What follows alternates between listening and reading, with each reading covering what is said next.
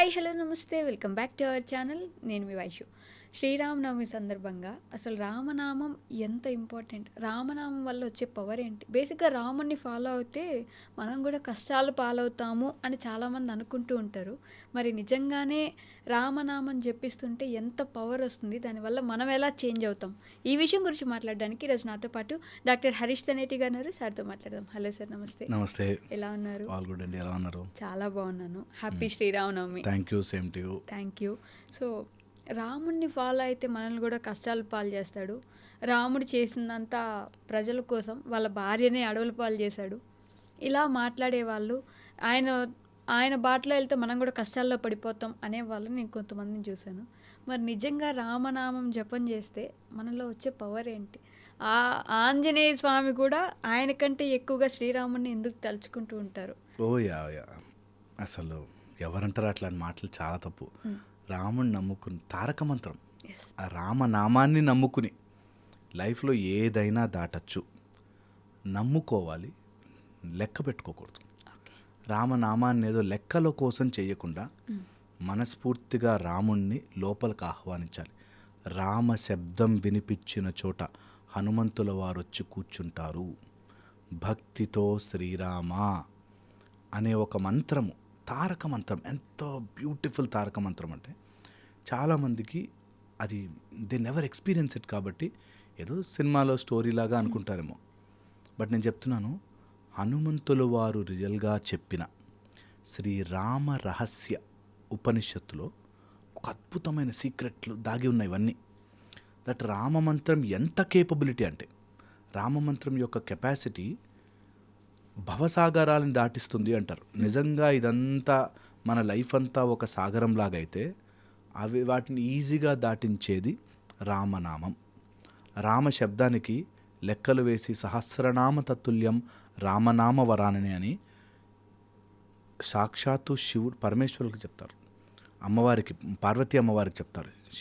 శివుడి ఉపదేశం ప్రకారము రామనామం చేసుకున్న సహస్రనామాలు చదువుకున్నంత గొప్ప ఫలితం రామ శబ్దం చదివితే. ఇంకొంచెం లోపలికి వెళ్దాం. రామ శబ్దము బయటకి వినిపించేలాగా ఒకటైతే, అటు నారాయణలో రా, ఓకే, నమ శివాయలో మా, అది రామ, ఓకే. ఒకసారి రా తీసేసి చూడు, నాయన, దాని పవర్ పోతుంది.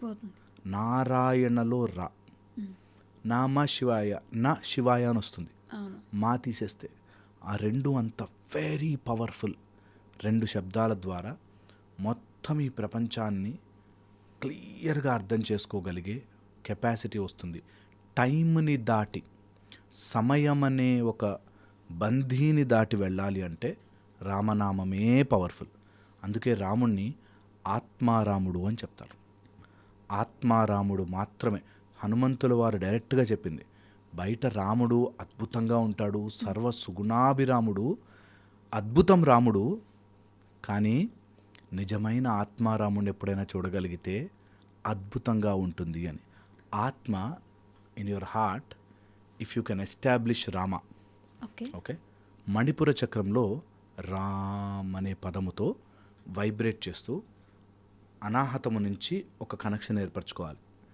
ఎట్ ద హార్ట్ రామ శబ్దముని ఇంకించుకోవాలి. అంటే it should flow into your blood.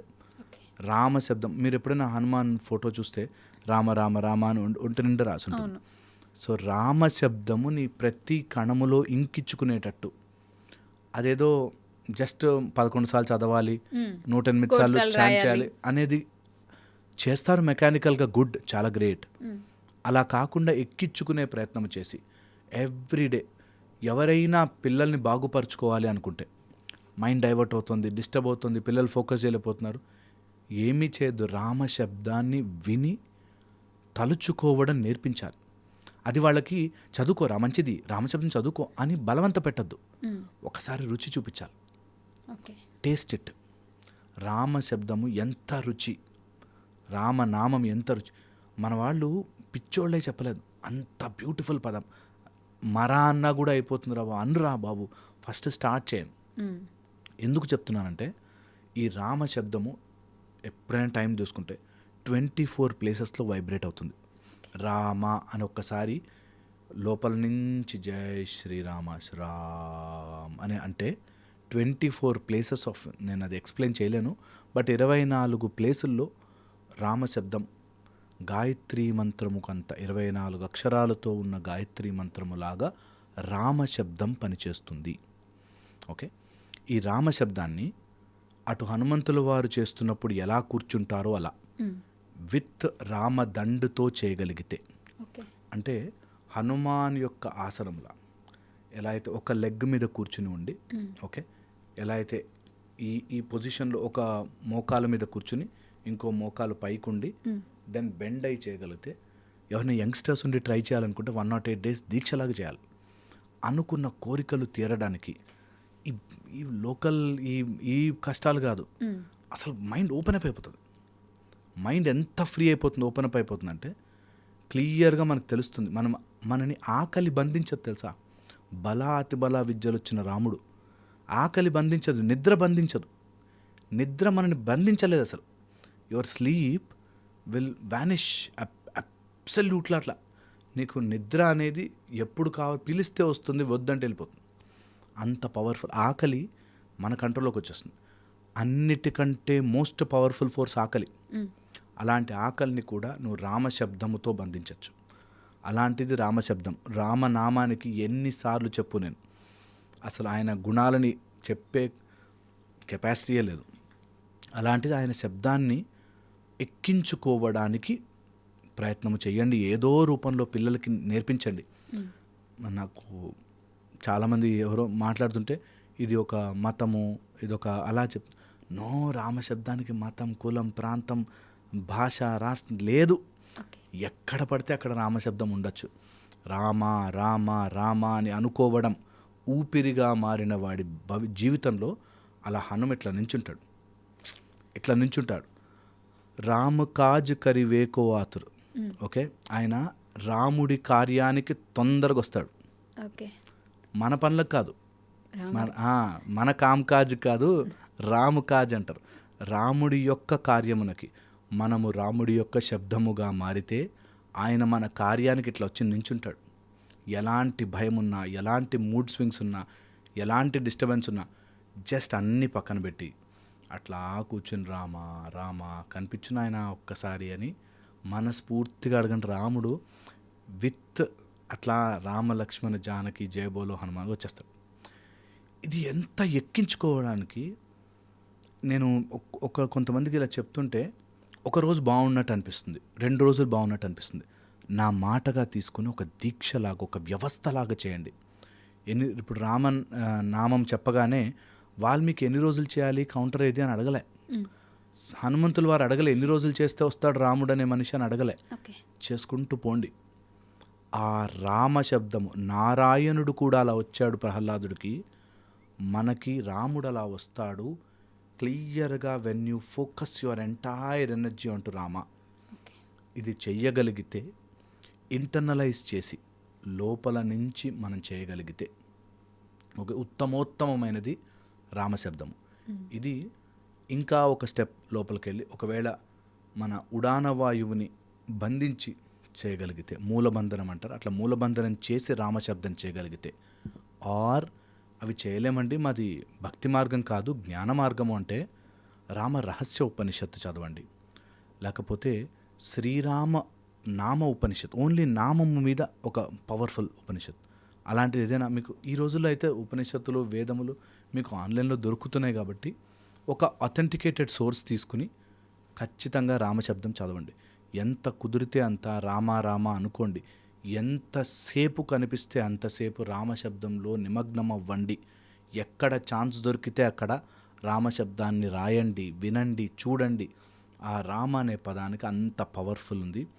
అది బీజాక్షర సమన్వయం ఒకటి, అండ్ రామశబ్దములో ఉండే పవర్ ఎంత ఒక కిక్ స్టార్ట్ అంటారు కదా, అట్లా ఇంజిన్ని స్టార్ట్ చేయడానికి, సస్టైన్ చేయడానికి ఉపయోగపడుతుంది. ఓకే, దీన్ని ఎవరైనా ఇలా వింటున్నప్పుడు ఓకే అన్నీ చెప్పావు బాగానే ఉంది, but how do we do it, నాకు తెలియాలంటే ఎలా? ఒకసారి రాముణ్ణే అడగాలి ప్రశ్న. నాకు సాక్షాత్కరించు నాయన, హనుమంతులకి ఛాలెంజ్ చేయాలి. నేను ఈ రోజు నుంచి రామశబ్దమే నా భోజనం, రామశబ్దమే నా ఊపిరి. రామ రామ రామ అంటూ ఎవరినో ఇంప్రెస్ చేయడం కాదు. రాముడు నా లోపల, నా హృదయము లోపల, హృదయ స్థానంలో అలా నిలిచిపోయి ఉంటాడు. నేను అలా చేయబోతున్నాను. ఊపిరిగా రామ రామ రామ రామ రామ శ్రీరామ జయ శ్రీరామ శ్రీరామ శ్రీరామ అనే మంత్రముని గనక మనం ఎక్కించుకోగలిగితే నరనరాల్లోనూ రామశబ్దాన్ని మించిన పవర్ఫుల్ వెపన్ నీ లైఫ్లో ఉండదు. దేనికైనా, ఎలాంటి పరిస్థితినైనా, రాక్షసాదుని చంపాలనుకున్నా, నీ లోపల ఉండే అరిషట్వర్గాలు నాశనం అవ్వాలనుకున్నా, ఏది జరగాలన్నా రామశబ్దమే గొప్పది. ఏ మంత్రాలు రానవసరం లేదు. జస్ట్ ఒక పక్కన కూర్చుని నాభి దగ్గర ప్రెస్ చేసుకుని రామ శ్రీరామ శ్రీరామ అనుకో. జస్ట్ రామశబ్దంలో ఉండే వైబ్రేషన్ని ఫీల్ అయ్యే ప్రయత్నం చేయి. ఎప్పుడైనా ఇట్లా ఫీల్ అవుతున్నప్పుడు నీకు హ్యాలుసినేట్ చేయడానికి, నిన్ను తప్పించడానికి, తప్పు మార్గంలోకి తీసుకెళ్ళడానికి బద్ధకం వస్తుంది, జాగ్రత్త. అలసట వస్తుంది, జాగ్రత్త. నీకు నిద్ర తెప్పిస్తుంది, జాగ్రత్త. నడుచుకుంటూ చేయి. నువ్వు ఒక్కసారి నిర్ణయం తీసుకున్నాక రామశబ్దాన్ని, ఈ రామ నవమి మీకు రామశబ్దాన్ని ఎక్కించుకునే నవమిగా మారాలి. రాముడు వచ్చేంత వరకు చెయ్యాలి. నిజంగా ట్విస్ట్ చెప్తాను నేను. నిజంగా రామనామము తలుచుకున్న ప్రతి వ్యక్తి దగ్గరికి రాముడు వచ్చాడు, ఇంక్లూడింగ్ హనుమంతుల వారి దగ్గర స్టార్ట్ చేస్తే. హనుమంతుల వారికి అయితే గుండెల్లో ఉన్నారు. అక్కడ భక్త శబరి కానీ, గుహుడు కానీ, ఆ ఎలుక ఉడత కానీ, ఓకే, తర్వాత ఎలాంటి అహల్య కానీ, రామ రామ రామ అనుకున్న వాళ్ళ దగ్గరికి, ఇంక్లూడింగ్ దశరథుడి దగ్గర రాముడు వస్తాడు తలుచుకుంటే. రామ శబ్దానికి, రామునికి హనుమంతుల వారే సాక్ష్యం. ఎవరైతే రామ రామ రామ అంటుంటారో వాళ్ళకి జరుగుతుంది. ఖచ్చితంగా ఆయన వచ్చి కలిసి వెళ్తాడు. ఆ నమ్మకము and a strong dedication towards ఆ శబ్దానికి, రామనామం అనేదానికి స్ట్రాంగ్ డెడికేషన్ ఉండాలి. ఉన్న రోజున ఎన్ని రోజులు లెక్కలేదు, ఎప్పుడు వస్తాడు లెక్కలేదు, వచ్చేంతవరకు చేస్తా బాయ్, రాముడు రావాల్సిందే అనేటట్టుగా ఒక దీక్షలాగా చేయండి. రామశబ్దం అద్భుతం. బట్ నేను అన్నట్టు ఇందాక ఫస్ట్లో చెప్పినట్టు, నిజంగానే అంటే అలాంటి వాళ్ళు కూడా ఉంటారు కదా, ఆయనే అన్ని కష్టాలు పడ్డాడు, ఆయనే అంత ఇబ్బందులు పడేసి వచ్చాడు, ఆయన దారిలో వెళ్తే మనం కూడా అన్ని కష్టాలు పడతామేమో అనుకునే ఆలోచన కూడా ఉండొచ్చు కదా. నేను ఆ మాట క్లియర్గా ఇప్పుడు ఓపెన్ చేసి చెప్తాను. రాముడి జీవితంలో పోల్చుకుని, ఓకే, ఎన్ని కష్టాలున్నా కూడా ఆత్మారాముడు అస్సలు చెల్లించాడు. ఆయన అలా నించుంటాడు, ధర్మమే పట్టుకున్నాడు. మనకి బయట లోకంలో చూడడానికి అవి కష్టాలు, అబ్బో ఎంత నష్టాలు అన్నట్టు ఉంటుంది. ఓకే, మళ్ళీ మళ్ళీ చెప్పాడు ఆయన, రాజ్యం ఉన్నా నేను రాజునే, రాజ్యం లేకపోయినా నేను రాజునే, నేను ఎవ్వరు ఎటు పోయినా, ఎటు ఉన్నా, ఎటు వస్తున్నా నేను ఆత్మారాముడిని అలా శాంతంగా ఉంటాను, యుద్ధమా చేస్తా, ఏదొచ్చినా సరే నేను చేస్తాను. మనకి లర్నింగ్ ఇవ్వడానికి, కొన్ని మనకి తెలియజేయడానికి ఒక అద్భుతమైన కావ్య రూపంలో ఇప్పటికీ కూడా, ఇన్ని యుగాలు అయిపోయినా కూడా, రామనామము, రామకావ్యము గురించి చదివిన, చెప్పిన శ్లోకాలు, పద్యాలు, కవితలు, కవిత్వాలు, ఆయన గురించి రాయని స్టోరీ అంటూ లేదు. ఏ కవైనా రాముడి గురించి రాయాల్సిందే. అలాగా స్టోరీని ఒక ఆర్ద్రతతో అర్థం చేసుకున్నావంటే, రాముడు కష్టాలు ఇస్తే రాముడే దాటిస్తాడు. ఆ మాత్రం టెస్ట్ తట్టుకోలేవా? ఖచ్చితంగా తట్టుకుంటాడు. రాముడు కష్టాలు ఇస్తే అనుకుంటే, నువ్వు రాముడే కష్టాలు పడ్డాడు, మనకేం చేస్తా అనుకుంటే, ప్లీజ్ ట్రై ఇట్ అవుట్, ప్రయత్నము చేయండి, రాముడే దాటిస్తాడు. ఆ పూర్తి విశ్వాసం ఉంటేనే అవుతుంది. లేకపోతే దూరం నుంచి చూస్తే కవిత్వం, లేకపోతే ఒక ఆయనం అయినట్టుంటుంది. అదే ఇఫ్ ఎట్ ఆల్ ఒక శక్తిగా తీసుకుంటే రామశబ్దం వెరీ వెరీ పవర్ఫుల్. అటు డ్రామాగా తీసుకుంటే డ్రామాగాను, ఇటు రియల్ లైఫ్లో ఆత్మగా తీసుకుంటే ఆత్మగాను, నీ మెటీరియలిస్టిక్ కష్టాలు తీరాలనుకుంటే మెటీరియలిస్టిక్ కష్టాలుగాను, అన్నిటినీ తీర్చగలిగేది రామనామం మాత్రమే. కలియుగంలో నామజపమే అన్నిటికీ పవర్ఫుల్. ఓకే, ఒకవేళ కుదిరి చేసుకోగలిగితే మాత్రం రామశబ్దమును వదలకండి. ఎంత కుదిరితే అంత జయ శ్రీరామ్ జయ శ్రీరామ్ శ్రీరామ రామ రామ రామ రామ అంటూ ఇంకిపోనివ్వండి. అలాంటి వాళ్ళు మళ్ళీ ఇప్పుడు ఏదైతే చెప్పారో నమ్మరు.